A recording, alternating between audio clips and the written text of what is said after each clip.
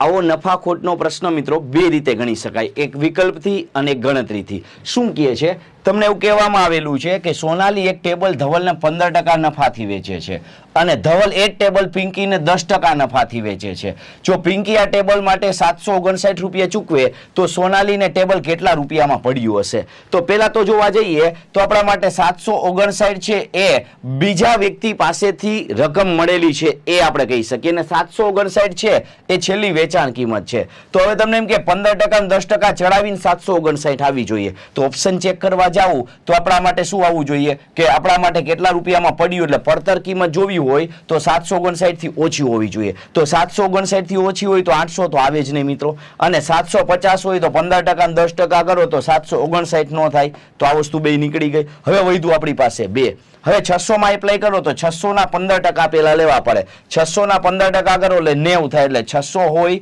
એમાં 15% ઉમેર એટલે 90 થાય, એટલે 690 થઈ જશે આપણા માટે। અને બીજા 10% એટલે આપણા માટે શું થવા જોઈએ તો કે 10% આપણી પાસે 69 થવા જોઈએ, તો 69 આપણે આમાં એડ કરવામાં આવે તો આપણો આન્સર મળી જાય છે, એટલે આપણા માટે શું થઈ જશે કે પડતર કિંમત કેટલી થઈ જશે? 600 રૂપિયા થઈ જશે। તો આવી જ શોર્ટ ટ્રીકથી પ્રશ્નો જોવા માટે અમારી ચેનલને સબસ્ક્રાઇબ કરો।